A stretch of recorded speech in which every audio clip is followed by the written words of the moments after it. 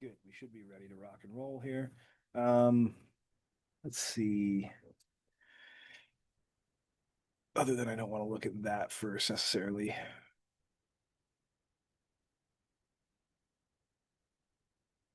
want to look at this first, going on to problem C for Fastener Group worksheet and drawing number two. So we have we're gonna replicate this, and so it's given us a thread note for the fastener that's there, 3/4 10 Unified National Course 2A. So we want it. That's required to safely secure part X to part Y. I think I talked about that yesterday. These are two parts, two different pieces of aluminum, I believe. Material aluminum. Illustrate and call for the required pilot, drill size, and the recommended depth into part Y. Illustrate and call off the required size and depth of full threads for the hex head cap screw. So I think my chart, hopefully my chart, my worksheet is all that information been captured here. So let me go down to it. Let's take a look. I think what I also need to have open is that thread appendix B, which is I may or may not have links to this assignment. Let me see. Appendix B is there. So yeah, just make it's also in the resources section. Appendix B is what I want. So I have my own copy here somewhere. I've saved. If I find it.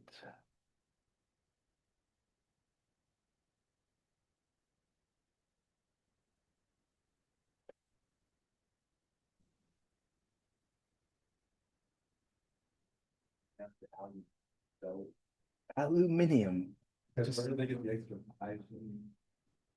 Yeah, I've only known, I've known some British people, and that's how they talk. And I worked with people from, I, yeah, I worked with some Netherlands, from people from the Netherlands, and they would pronounce it aluminium as well. And they're probably right. Where did I get the emails from? Yeah, that's a good point. Alumin. You're like, why is this? I agree. So here's my appendix B. I think I'm all the way at the end, but let me go up to the start of it here, and maybe I'll zoom out just a little bit here. Aluminum. So we say it right. We are. We are correct. I don't think I need the key seat dimensioning handout anymore. That one we use, and we're done with it from yesterday. I really don't think I need the thread bolt with graphics, but maybe I do. The reason why I would have this one listed here along with Appendix B is that I do think that thread bolt handout with graphics um, has some of the blind hole parameters for drawing it, and I'm sure it's here somewhere. The thread bolt handout with graphics. That one might not be linked to the assignment. It's the one that it's referencing in the Word doc, but I'll just move on unless I need it. I don't I won't I may need it, but let's see. I'll just fill out the information first. It's 3/4 10 UNC dash 2A. So I've got the thread note already listed here for problem C. It's aluminum. Part thickness, it says it's 0.38. The length is not given because I've got to figure it out, kind of. And then it's a hex cap screw.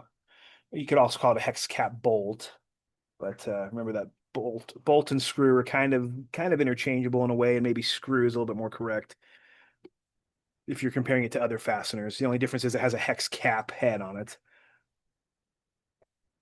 and we've already learned about all the other options. So yeah. Oh, I had to. It did. Our fasteners did come to mind because I was changing a carbon monoxide smoke detector in my basement, and it was an old one that had died, and so I was installing a new one, and I was hoping the old base would work in the new base, but it wouldn't. So I was like, well, I got to take out the old base, and guess what kind of little screw? And my house was built in like 87, and this fastener, it was just it was the I think it was the round head with a slot. So it was a round head slot type fastener, and I was like, well, there you go. And I only had a Phillips head bit on my little driver, so I had to go to my toolbox, and I was looking through my brother. This is a stupid story. My brother last year, we we were we were working on a project together at my parents' house late last fall. So not this. So this is 2024 fall, and we're having to like use like my dad's tools. We were building something at my parents' house out of wood, and for my dad, and we couldn't find the right bits to screw things together. And my brother was so ticked off. He's just like, for Christmas, you guys are all getting new bit sets. And so he did. For Chris he lived up to his promise. And so for Christmas he gave me like a little Milwaukee little case that has about 50 different little bit sets in it. Well, I went to it when I needed my slot bit to get that stupid thing for my carbon monoxide detector. I was like, well, let me go look at my bit set here. There was like three slotted, like it is literally like 50 or 60 bit heads. Three of them are actually the just flathead style. The rest are all the newer styles. And I'm like, look, they're just phasing out that type of they don't even give you and I technically I didn't even have the one that fit the head that good actually. I had like three options to choose from and none of them were good options. So, I did the old strip out that stupid thing. And I was gonna install a new one, but I didn't. I just installed the old ones back in there from 1987.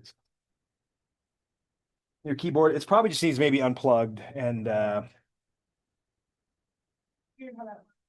yeah, I've had to just like and it's probably in the back. You might be easier to get to the other side of your um table and you might have access to the back of your computer. They're probably plugged in to the back of the tower. Are you able to find it, Kelsey?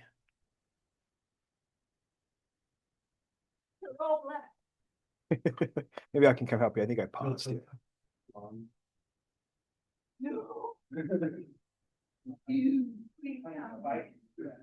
So let's see, it's this one. Oh yeah, they are totally trapped. This will fit. Yeah, because they put a nice little conduit. Oh no, yeah, but that's a bad thing in this situation. Good. So, which I have to close. That's it.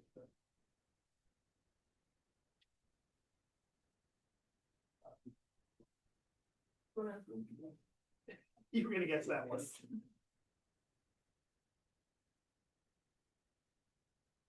If not, it might need to be restarted. See, as you got to make a decision on.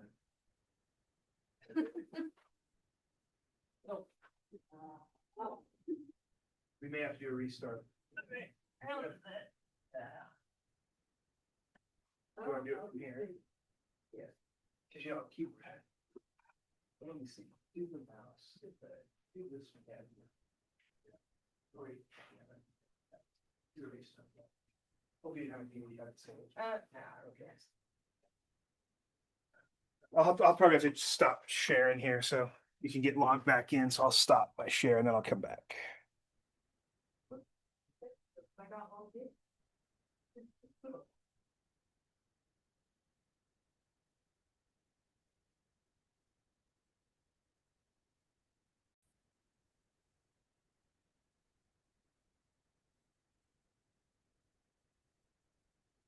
All right. Creates hex cap screw. Here we go. Yep. Got my story about the bit sets. Yep.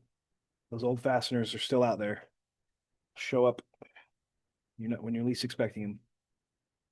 Major diameter of this is going to be 3/4 of an inch.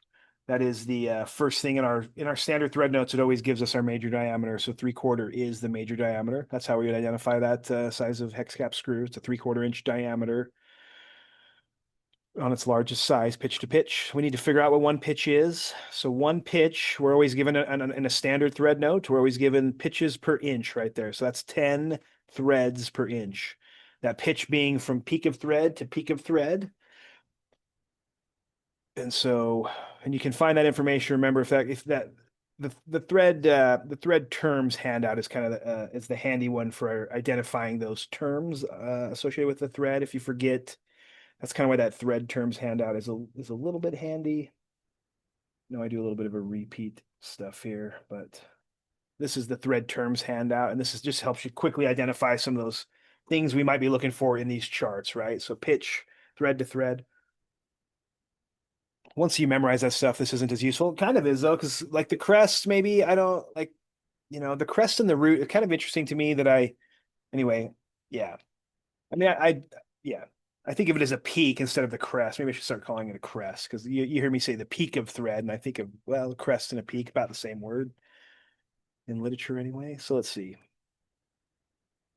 Back to my worksheet. So the pitch is going to be essentially, it's given in 10 threads per inch. And so I just do that 1 divided by 10, right? It's like 1 divided by 10 is what I'm going to do in my calculator. And it's going to equal like what my pitch is. So I'll pull up my calculator and do my 1 divided by 10.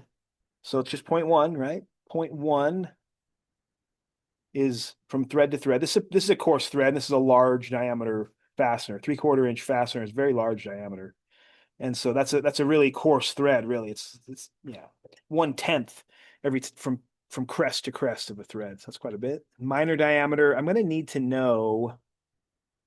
Ooh, and I didn't include it on here. That's kind of interesting to me because I need to know that little conversion thing that we've used in other. Oh, that's interesting. I should add that note. Oh, bear with me and I'll show you. What you're kind of missing is maybe in order to do that minor diameter, we needed to know um that little convert. I had a little formula to figure that out. You need to know one pitch and you need to know the major diameter, and then you can do it. I have it memorized in my head, but it's only because I've used it, and you wouldn't maybe. So what I want to do is show you that it's in Appendix B. So I've got my Appendix B open. And if I didn't know, it's right here. It's actually on the very first page of Appendix B. External threads. Approximate minor diameter is this little formula, right? We've used it last week quite a bit. So it's D is major diameter. That's not super clear either, other than it's D from this column here. D minus 1.0825 times one pitch. Okay. That's the thing you'd want to know to figure this out. And in the previous worksheets, I had it down here in the notes, which I should probably remind myself to add. But it is going to be, so I'll pull up my calculator and do that real quick. I get that it's going to be major diameter. That's 0.75. I'm going to convert that to a decimal. The other thing when I was talking about this, I'm like, I probably should put a decimal conversion worksheet in here because I have these memorized. And so when I'm working this, I'm always just spouting off 3/4 to 0.75. Some of them are easy for you guys probably to memorize too, but some of them are a little bit more obscure when I'm talking 5/16 and 3/8 maybe and 3/16. You don't have that decimal equivalent knowledge. And I should put a worksheet in here that's fraction to decimal equivalents. And even if I have it, you could grab one offline, and they are a valuable resource while you're trying to learn decimal equivalents, or put them in your calculator however you want to do it, fractional or not. But usually when I'm entering data in my calculator, I'm doing it by decimals for the most part. And you can always just do that in your calculator, right? You don't have to know the decimal equivalent. You can just say 3 divided by 4 is 3/4. That's great. I'm going to minus that from that little formula, which is 1.0825 times a pitch multiplied by one pitch, which is 0.1 in this case. So that's my little 0.75 minus that little converter there, and equals this 0.64175. So I might just round this 6418, I think is what I'm going to call the minor diameter, 0.6418. I need to know this to draw it, right? Width across the flats, width across the corner, head height, maximum length of screw, I think is fully threaded here. Oh, maximum length of screw. Never mind. Don't do that yet. Sorry, I'm not even gonna do that yet. Let me just go back to pitch across or the width across the flats for a hex head screw. So I'm going to scroll down on this Appendix B worksheet. This is just kind of like preliminary data for standard threads. And then the first worksheet, the next one down is some general purpose data for metric stuff, which we haven't used too much. Here's standard threads. These are inch threads, hex head bolt. So this is going to have my width across the flats is F. I'm 3/4 inch size bolt. So looking here is my major diameter, 3/4. I'm going to look for where it fits in the range. It might not be explicitly given, but it'll be in this range. 1/2 to 7/8, 3/4 in the middle of there. You have to know that. You have to know where you fit in this range. I fit here, so here's my head height and stuff. I'm looking for F. Width across the flats is really 1.5 times the major diameter. So here's my calculator. 1.5 times the major diameter, 0.75. 1.125 is my width across the flats. Was it 1.125 or 1.25? 1.125. 1 1/8. Width across the corners can come in handy here too. So let me look it up. G it's this weird constant multiplier here times my width across the flats. So I'm just going to times what I've got on my calculator by 1.1547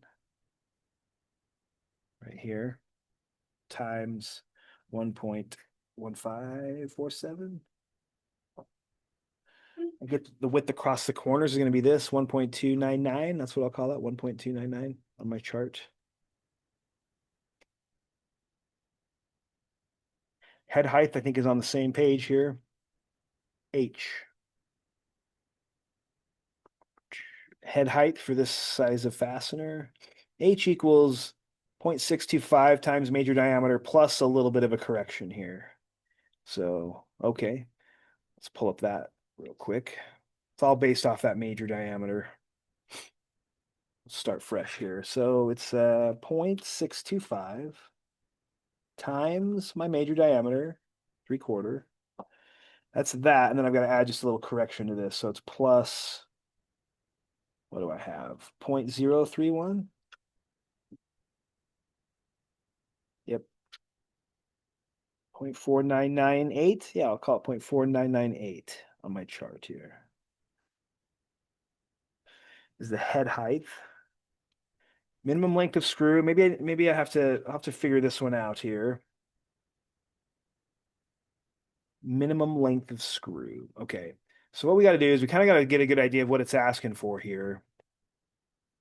Is this minimum length of screw right here? So if I analyze what we're going to draw here just a little bit, minimum length of screw is after it's passed through part X. So it's passed through 0.38. That isn't real clear, but that is 0.38. And not that I have to know these other dimensions really. I don't really care where I place it in my model space really. I'll probably will stick to about this 3/8 and plus, and then this as kind of, this is all sectioned. These are break lines. So this means this part extends beyond this somehow. Like I'm just seeing it's what I would call like a detail view. This really should be listed as detail because it's clearly like a section view kind of. It's a section view for sure. And then it's showing break lines around the perimeter here, which just means that part extends in those directions because I'm really looking at a detail view of something that's much larger. And so I get those break lines, plus I get a section view. And the other thing to kind of note about this is that they've followed kind of that procedure about section views is when you section stuff, some things don't get sectioned, right? And it's for clarity's sake in general. So they've like sectioned this clearly like through where the hole is, probably center line of hole, they've sectioned through. But they've left the simplified drawing of the fastener unsectioned, so I can kind of see it clearly and its visible line. And so they don't have show any section material of the bolt itself. It just shows as if I was looking at a side view of the bolt. So, and that's a normal sectioning. There were a few things in our sectioning chapter that said when you've sectioned something, these things don't generally get sectioned. And there was a list of 5 or 6 things. I think fasteners were one. And so I'll replicate that. But this minimum length of screw, okay, well, I kind of feel like I can't remember what I put in here, whether I put this plus the 3/8 as my whole overall, because what I really need is a screw that is this whole length here. And so to figure out the minimum length of screw, this is really not clear, but it really depends on what kind of material you're cutting threads into. So the types of materials, this is a new concept. I can't remember if this was covered in your theory stuff at all, but the different types of materials, steels versus aluminums versus maybe some other plastics, there might be a spec, hopefully, and there is for this. There's a spec that's going to show us if that is the material and I got to fasten these together, then I minimum need this many threads cut in to hold that in place. And so let's see if we can find this. I think it's in, I don't know, let me dig a little bit here. So let me just go to my appendix B first. I don't think it's in anything other than if I would have put something in the very end. I know for the main appendix B, it's not going to have that consideration of kind of material and figuring out how many threads it needs to hold it in place. I mean, this is a little bit more of an engineering task here in my mind a little bit, but it's good for us to look at this a little bit. So these are just counterbore stuff, Philister, that other Oval heads, yes. Hex cap screw. We used that a little bit to draw with last time. And then round head screws, and then the socket head, and then we had the cotter pins. I don't think, oh, okay, okay, it is. I put it like right at the, so let me just like look at the last two pages. There's this one and there's this one. Oh, and I think we need this last page is the dog point set screw, the like um problem D on our list here. I think it's this page we need. The last 25, the last page of the appendix B, second to last page of the appendix B is this page. So let me just talk through this a little bit. Some of this is from I've just condensed this down. What I've done is I pulled some stuff out of your theory book, and I pulled some stuff I think out of that thread detail one. I can't remember. It's another, not this one, not the thread terms, but it's like the thread something with graphics, right? It's like that thread bolt handout with graphics. Let me open it up real quick, and I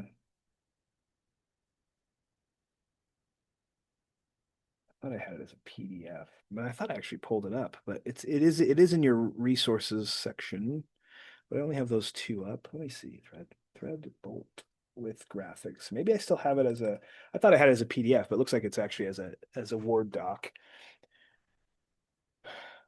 This is the thread and what it was a lot of drawing, like pencil drawing on how to do these kind of threads, and we kind of skipped through that a little bit. It's good information.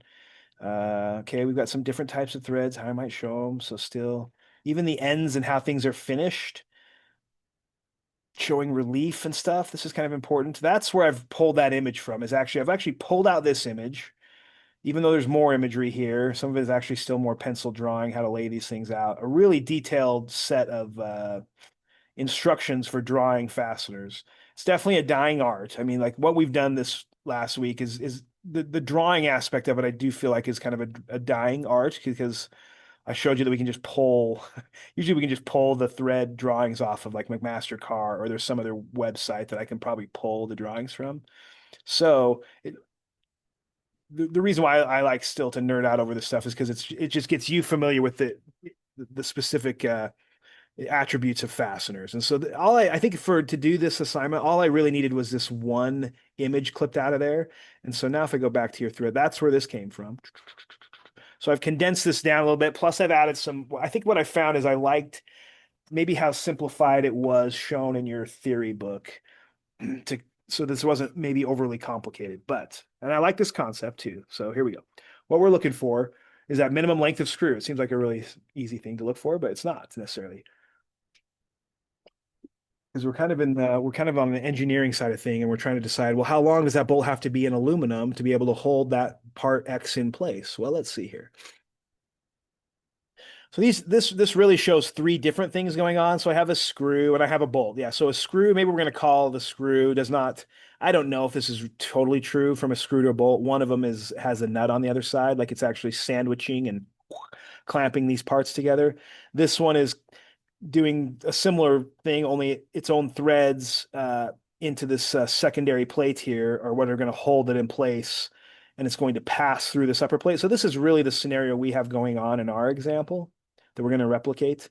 And then, of course, we have another way here is that we could actually put what's going on here is this is maybe a piece of what we'd call all thread, or it's just like it's like a threaded stud. So it has no head on it whatsoever. It's just kind of the threaded component of this. You can buy this in like long sticks and kind of make your own fasteners.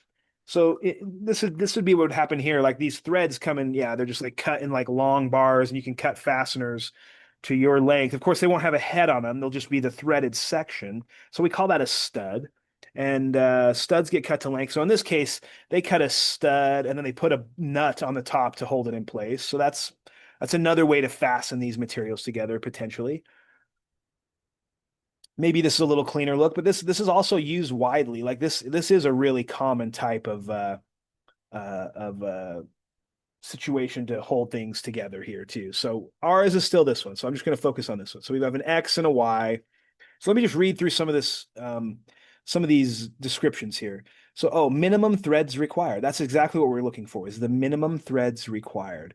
So in steel, and I haven't vetted this information. This is just from this handout. Like, I don't know how outdated this is or if this is still pretty current. I can't say for sure, but this is how I'm going to do this assignment. So minimum threads required for steel would be X equals the outside diameter. So I believe that is like the major diameter. X, the depth of this would need to be the major diameter.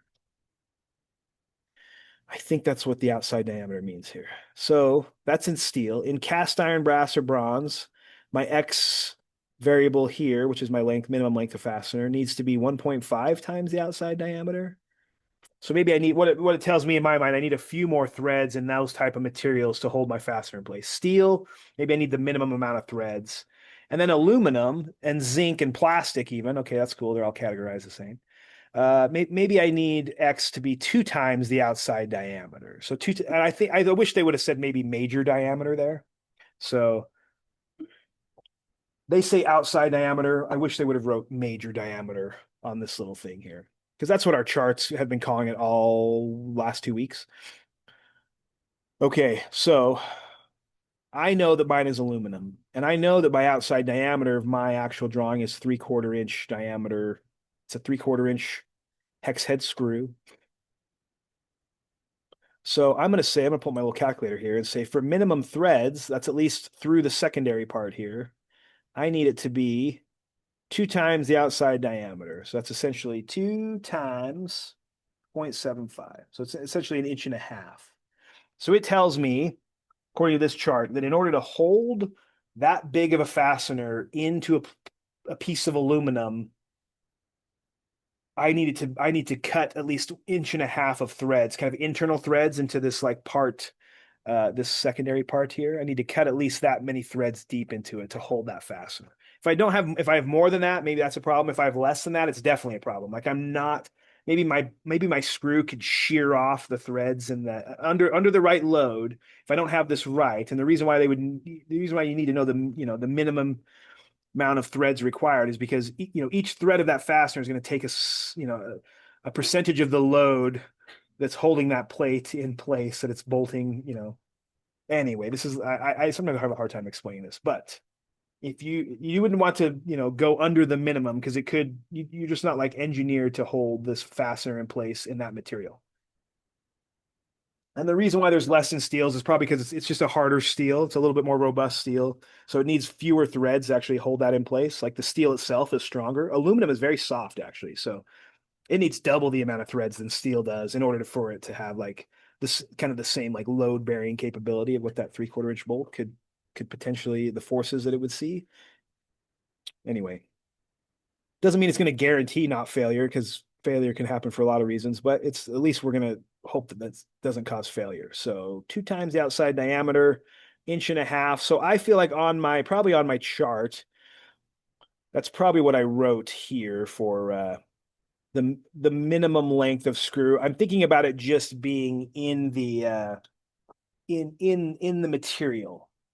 But what I want to point out, just based off even that drawing, remember that's the minimum amount of threads that are kind of needing to be, because what's going on here is that the upper plate is just a through hole. There's no threads in it.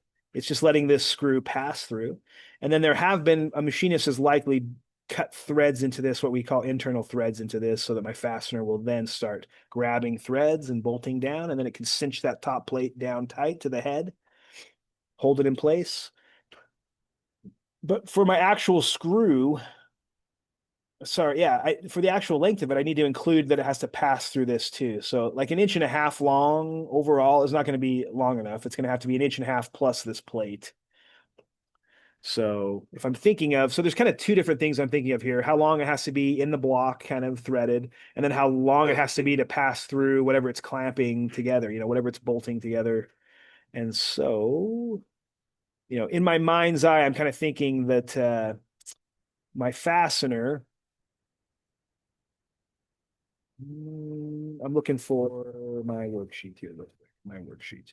So in my mind's eye, I'm thinking, yes, it has to be 1.5 inches of threads, but then it also has to be kind of, and maybe I'll do this, I don't know, I'll do this as a different color just for my own sakes here, that I also want to include that it's passing through kind of like I don't know, I'm saying like plus 0.38. That other plate on top is like 3/8 thick is what it said, 0.38.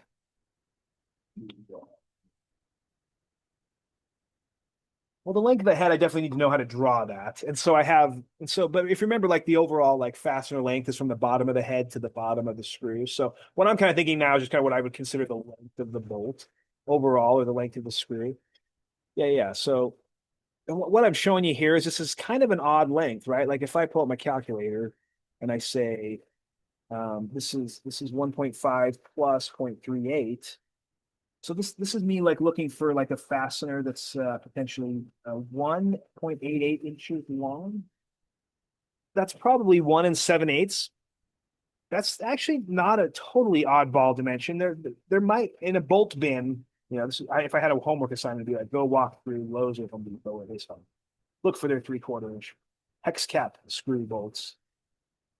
And you tell me, which sizes are even available. I probably have an inch and a half long one. I might have an inch and 3/4 inch long one. I bet you I have a 2 inch one. I could even go to McMaster Car and see what we have, right? Like it might actually, of course, I'm going to go there now. Let's just look. This is technically like in order because what I'm kind of analyzing. This is how nitpicky you get with fasteners. I tell you, it is this kind of slow process of like thinking through all the dimensions of your fastener, and then also if you're the engineer behind it, you got to decide like, do I have enough threads to hold it, blah blah blah, like what kind of fit thing here. And then it spits out this number that's like, okay, well, I just easy. I just need to go get a 1.88 long bolt and go to town. And it's like, well, is that even available? Is what I'm trying to ask you. Is like, can you even find that like locally sourced or on McMaster Car? So let's just do a quick little McMaster Car. If you don't use this website, I do encourage you to like get in here and like poke around a little bit. You could even like I should make it an assignment to look up every fastener we've drawn and have to like screenshot it from McMaster Car or something. I think I'm going to add something like that because this is such a valuable resource, and I think you'll start to hear some of our industry partners that are mechanical based might bring this up. Like, oh, I wish I would have learned. They did. It is. Yeah, because sometimes I can just like pull the drawings into my. It's such a great resource not only for the information but also for the drawings and models they have available. So, but mine is like a 3/4 inch hex cap. Well, let me just do hex cap screw, right? And then I'm going to say, yeah, mine's a hex cap screw. So I might pick it over here. I kind of drive this by over here. It's just hex. It's an inch system, so that'll simplify how many I can look through here. It's a 3/4, what? It's 3/4, let me see. 3/4 10, right? That's my thread note, 3/4 inch 10. So here's all that. So I have tons of different options here still. Okay. Doesn't really tell me what kind of fastener it is. I know I'm going into aluminum, but really what I'm looking for is what lengths are available of these. And maybe just for like a general, I'm not looking for maybe high strength or low strength. I might just be looking for like a general purpose. Maybe even the first one, a medium strength. This is a grade 5, medium strength, mil spec, a little bit more expensive, probably. Partially threaded as well. So they probably do make an aluminum. I can't say that I can bolt aluminum with a steel or a different. I don't have to use an aluminum fastener, and I don't think it explicitly calls out what my fastener type is. But the most thing I wanted to look for here is, do they make a inch and 7/8, 0.88. They really don't. If you look at even no matter I have all these options still, and these are the lengths that I have access to in McMaster Car. So if I was probably this is me like walking down an aisle of Home Depot or Lowe's or Ace Hardware and looking through their bolt bins. I'm seeing, oh yeah, this is 3/4 tens, 1 inch, inch and a quarter, inch and a half, inch and 3/4. Then they jump up to 2.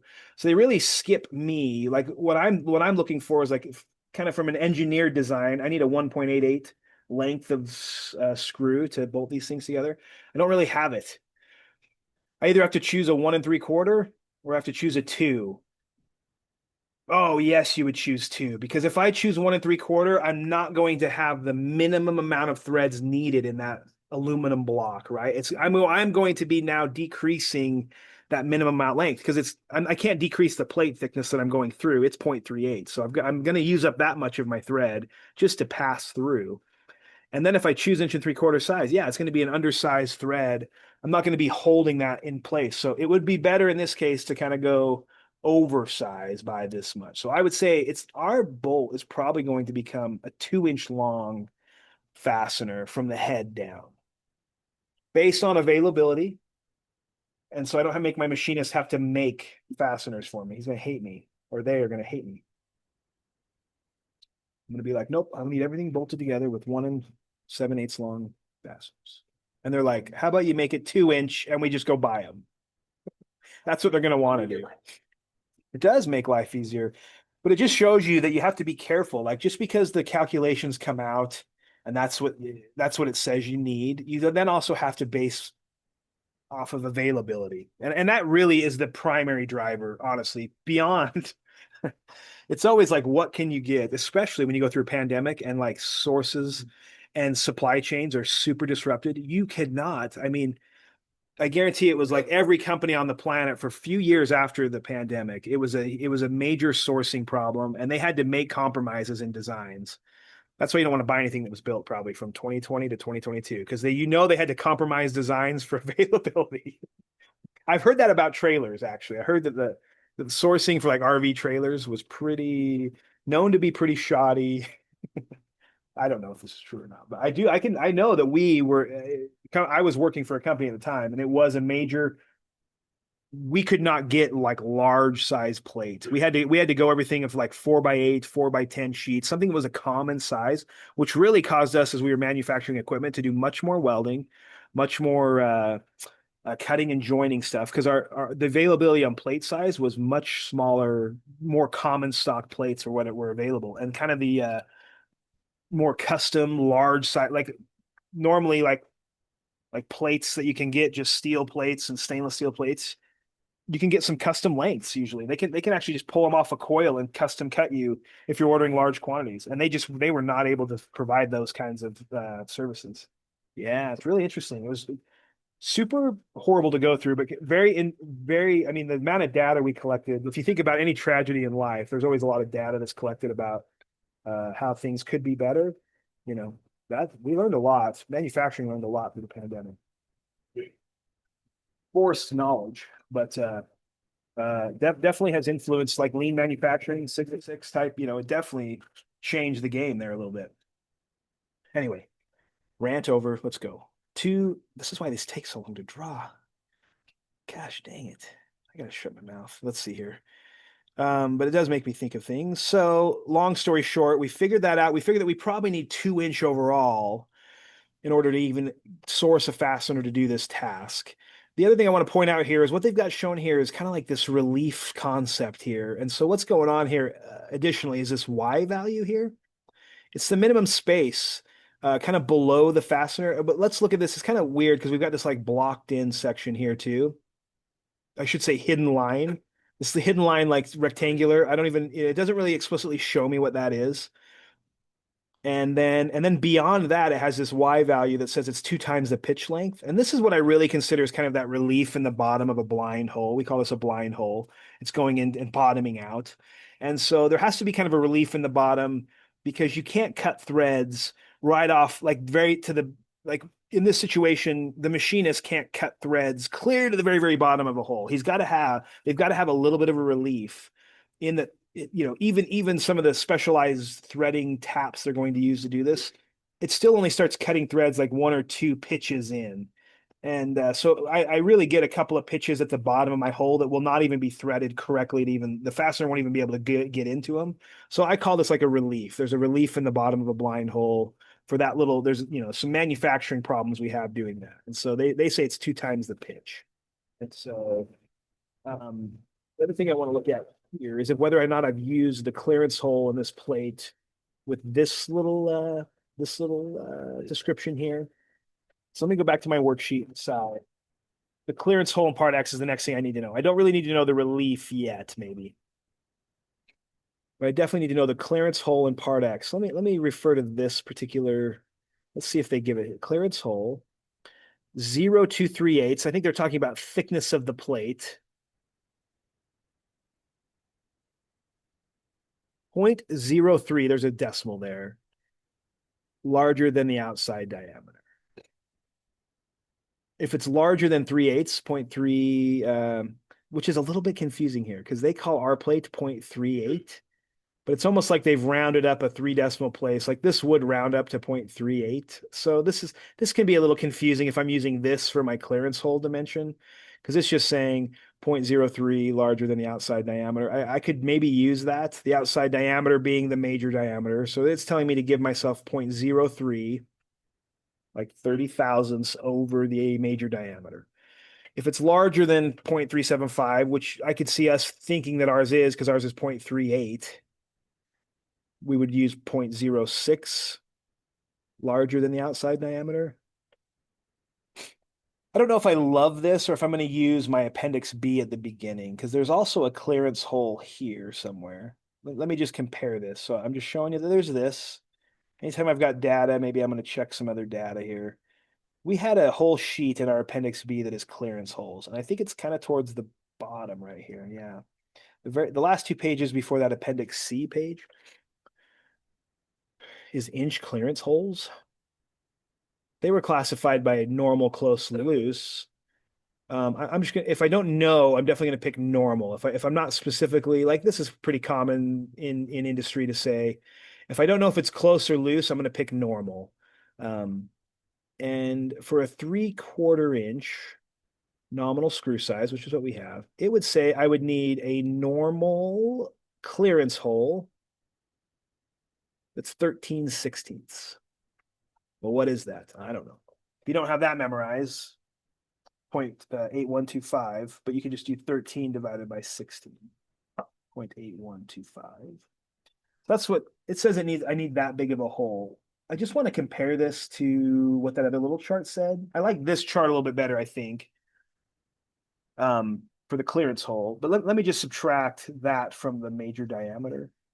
I know this is a little bit confusing, but what I'm looking for is like, well, how much bigger is that than the major diameter of my screw?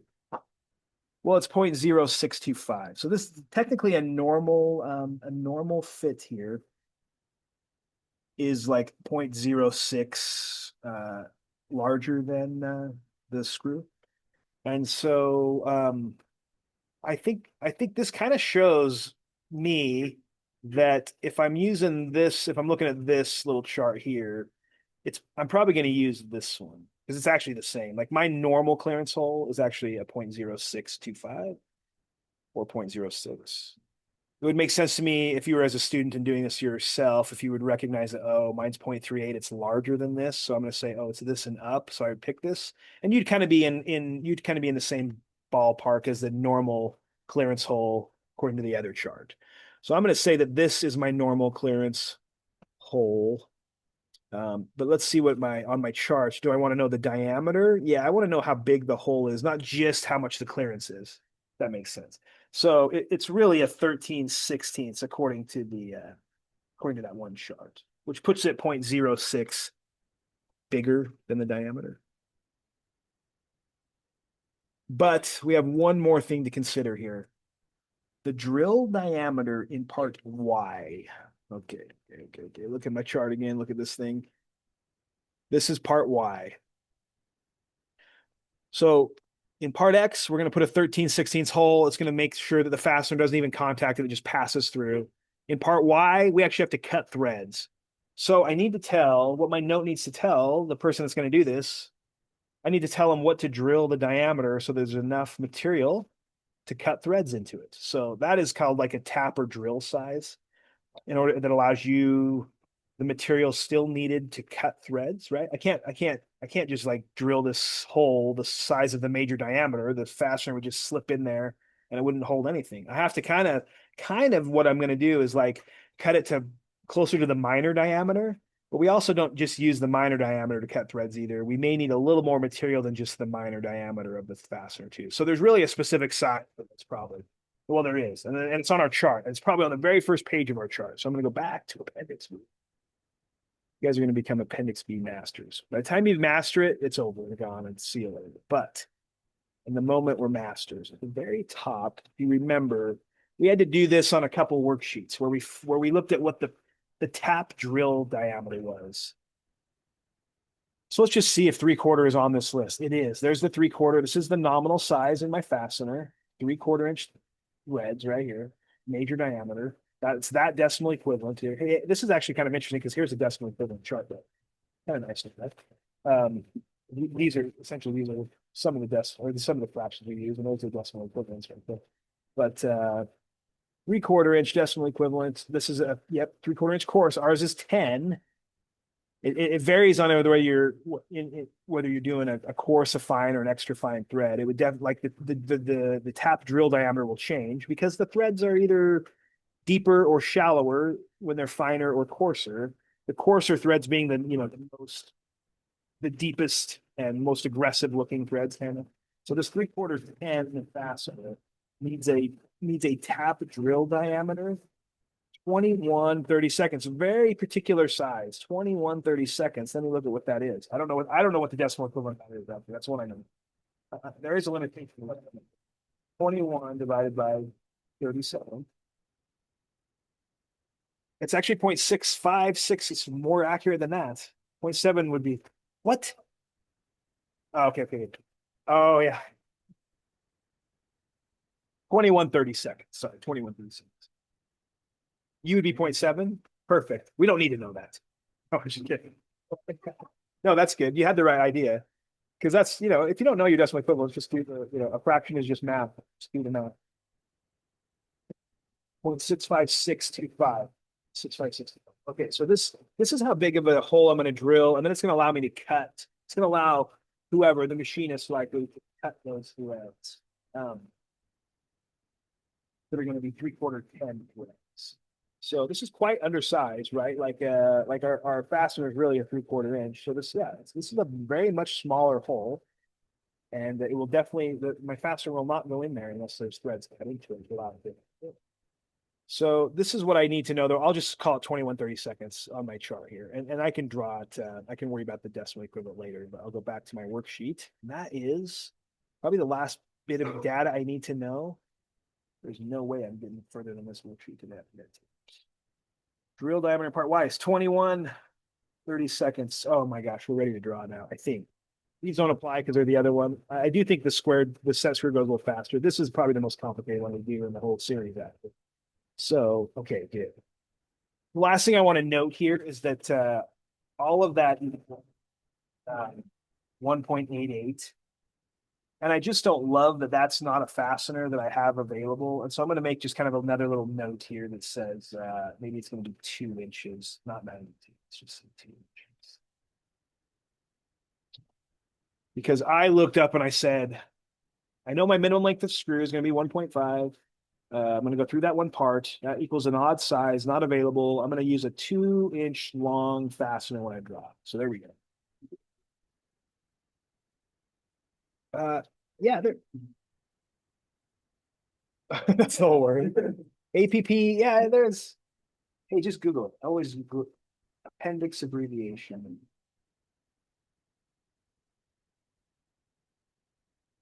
Let's see what Google tells me. It's APPX.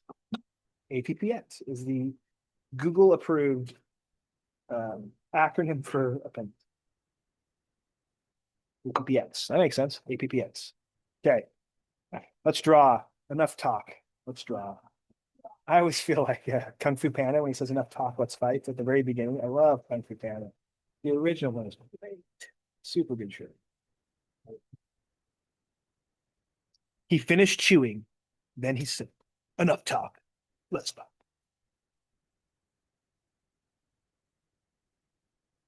Anywhere here, I'll probably have to use another viewport. I'm not going to worry about getting this into one viewport. I did decide that I probably can fit these together good. I'm just going to draw over here somewhere. Oh, I don't know. Let me just give myself at least a boundary to kind of work in.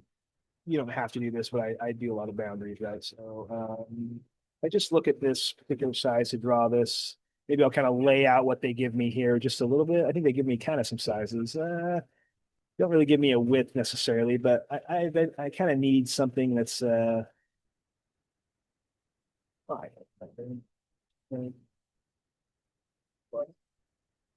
About 2.75 inches of that part wide. Oh, I don't know. So if I fit this thing in like a 4x4 little square, probably, yeah, that'll be good. So I just need a boundary to work in here.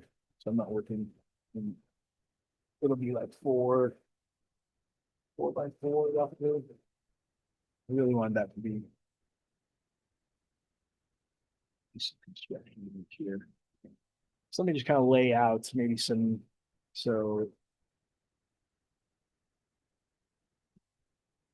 yeah. And so I might do some offsets here. I might blow this up now that I'm thinking about this. I'm just going to explode that so I get a line that I can offset here. I think from here I'm just going to offset the head height down, then the plate thickness, and then the rest will be part wide. Is what I'm thinking. So this is just a 4x4 square because I know it'll fit what I need to, and really it's not super critical on its surrounding my detailed view, the scope that it's looking at. But so what I'm going to offset here, I'm going to consider this as yeah head height and then the plate thicknesses. So if I look at this, I'm actually just going to lay it out kind of like this.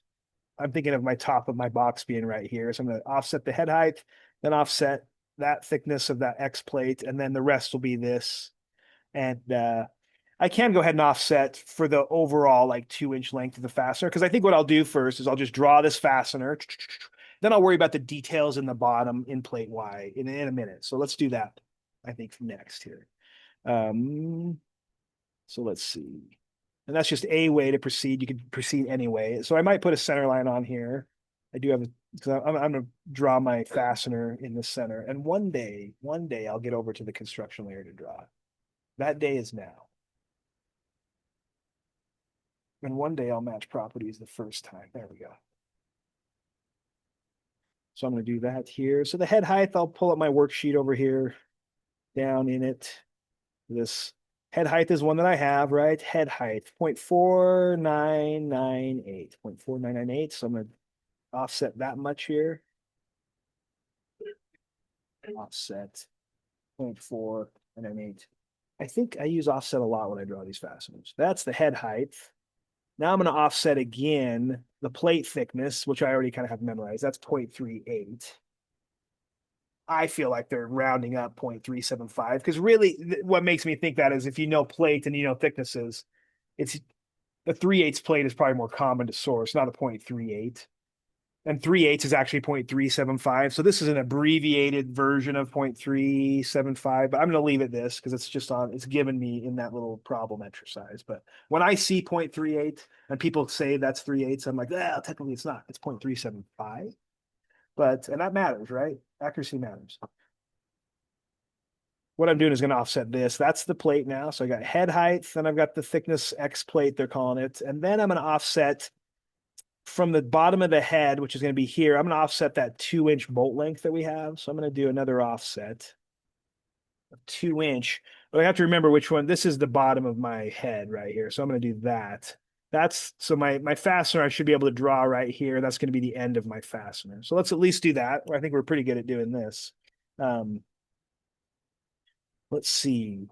And I don't really need a top view of this fastener. So but I might need it just to project down. I think it's easier to draw your fastener from the top view kind of down to project it, but not necessarily. Let me see if I can piece it together with the information we've given. So maybe I'll challenge myself. Because I do have the width across the flats and the width across the corners dimension here. So if I just maybe I'll split screen this with my drawing and see if you guys can see what I'm doing here. Maybe I'll get rid of my properties, give myself a little more model space, but and I don't need this thing to be quite that big. This is my column that I'm working from here. Okay, so cool. So what that head is going to look like, and I can reference this little image too from this. I'm going to go back down to where that was shown, drawn in, past like second to last page of this Appendix B. This kind of helps to look at this image. So as soon as I find it, this is kind of what I'm drawing, right? So I'm going to have right here, I'm going to have definitely I can get this diameter because that's the width across the points. And then I don't know if I'll be able to get this particular dimension across here if I from my chart. So maybe I will have to draw this in from the top view and then project these down like I've done on the last assignment. I think so. I think I'm going to because it's pretty easy to draw that in. Let's do that. So I'll go back over to here with this split screen. This is what I'm going to have here. Yeah, so I think what I'm going to do is yeah, just do a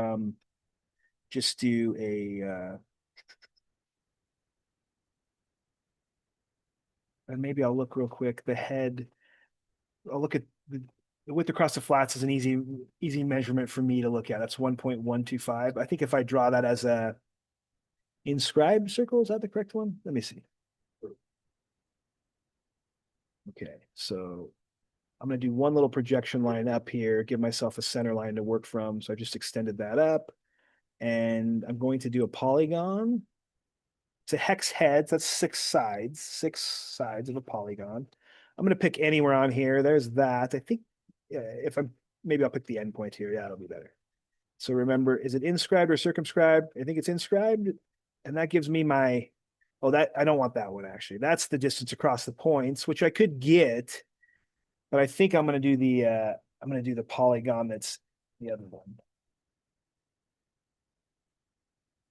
Pick a center, circumscribed about a circle.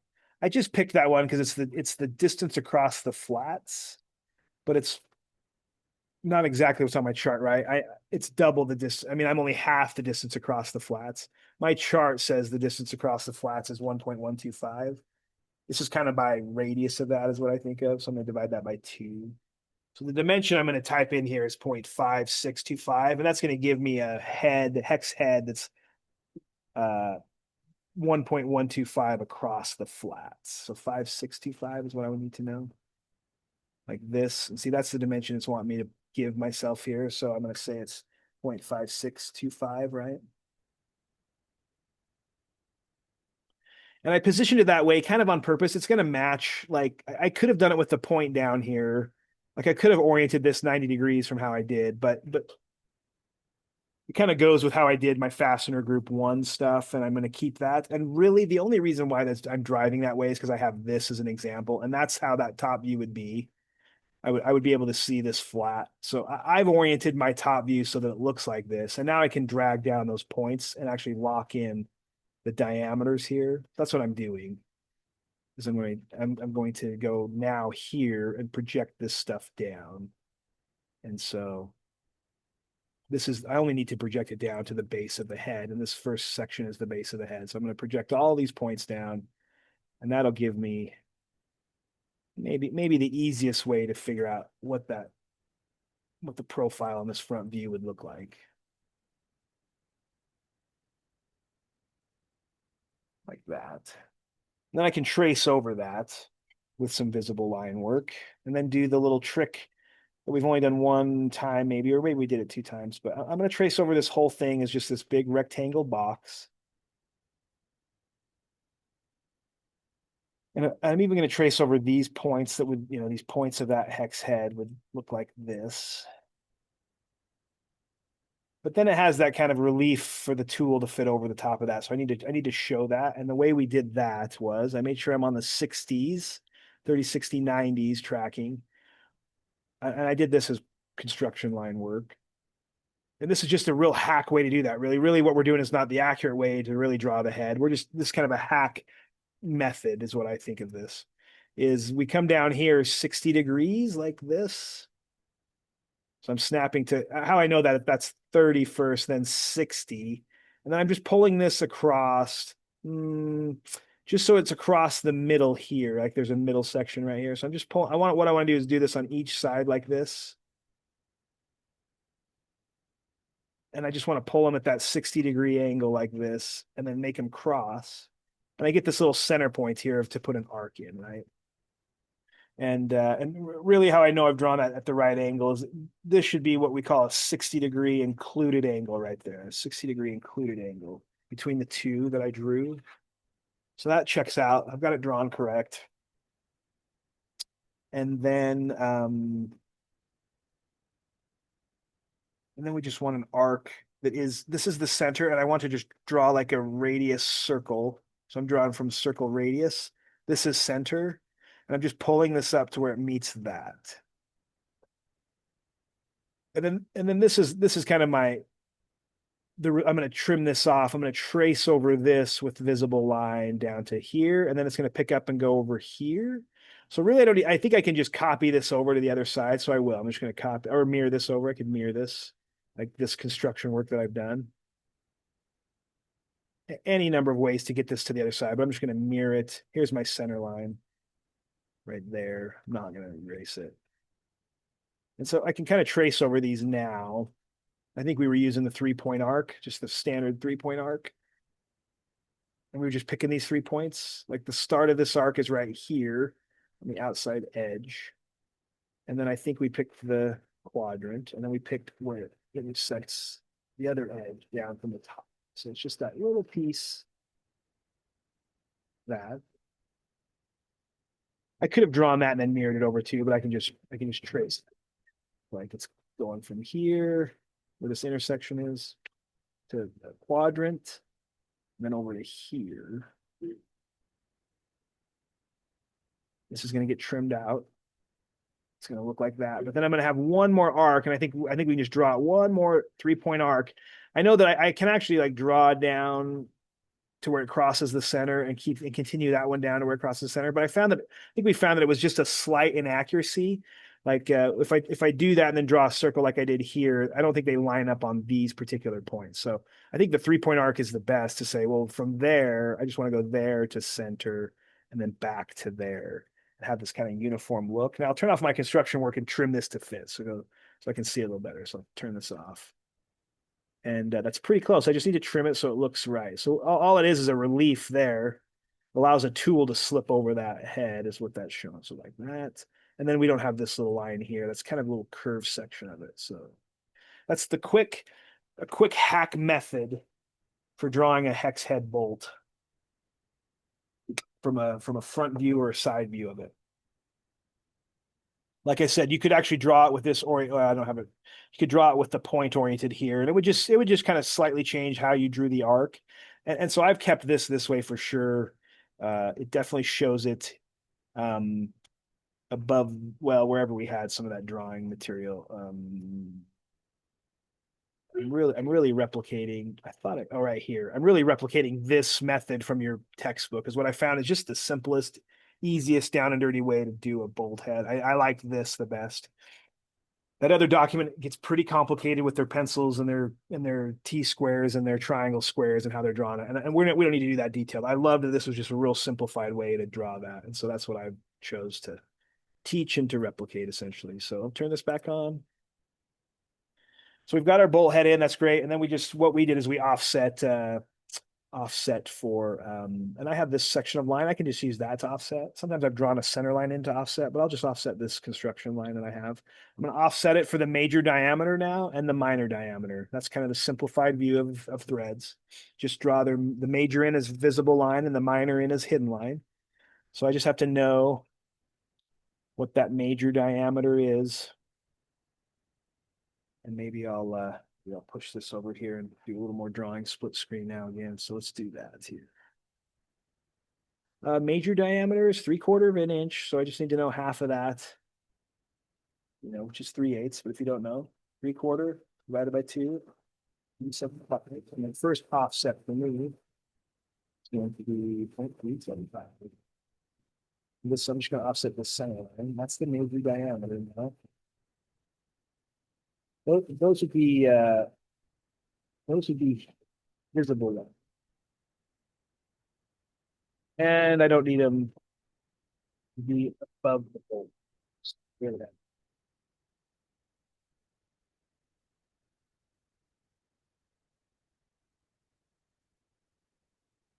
And I don't need to be any lower than the absolute. That's as long as the bolt is that last line that I do there. So I can trim that. That's cool. And then I'm going to offset for the minor diameter. That one I definitely have to use a calculator for. Minor diameter is this odd dimension, 6,418. So I'll just punch that into my calculator. And it's 6,418 divided by 2. I just need to know the offset dimension. 3209 is my offset here. So I'm going to offset 3209. Offset this center line again. These are the hidden. This is the minor diameter. Those are hidden lines. That's kind of the depth of the threads, or that root of the threads. And those really should be hidden lines, which I don't have any to match. I don't think so. I'll just go to layers and hidden line. Now I can match and trim. That's weird. Yep. I should have trimmed that.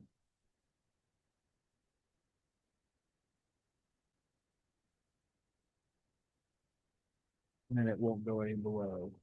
And then the way we finished ours, if we can remember the way we finished our is we just offset this one pitch and then we came in at 45 to kind of show that there is a slight relief on the end of every fastener to allow it to start easy. So let's offset that one pitch is what we used.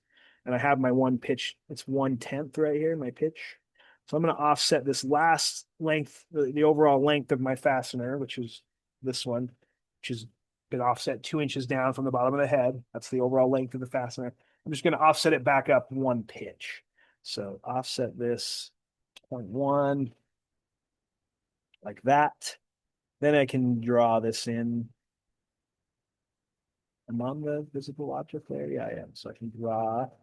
I just need to click over the 45s. I don't have 45s. So then I can come in here and snap to that 45-degree line right there and pull it back here. Repeat that. 45 is what I'm looking for. And then I'm going to draw this across this visible line too. So now, and I think we were drawn, we were drawing this all the way across as well, right? Were we? Or just were we not? Had those visible across, and I drew them that way. Yeah. Okay. Good. I thought. I think that, I think that's how I want them. I think that's. It's funny that I just did that now, and I'm like, did I do that on the last ones? Because I wanted to. So there should be two, like a visible line that shows that pitch relief, essentially, that one pitch. And so that's the finish. So now if I click this off for sure, let me go to this. I should be finished with my fastener, essentially. Looks pretty good. It needs a center line for sure. But now I need to draw everything that it goes into. So yeah. And maybe now's a good time to take like a, I think this is a good time to take like a 5 or 10 minute break. And I'll call this, and I'll stop this particular recording and call it part two. I know these get kind of long-winded videos if you ever happen to review them, but so I'll turn this back on for a minute. The last thing I'll do is maybe just put a quick center line in just through the fastener. And I might drag that out longer later, but at least I'll have it in there to so I don't forget it. I think it will be okay to just leave like that. And then we'll come in and pencil in the plate and the clearance hole that we need to have and all that jazz. So yeah, let's call this part one.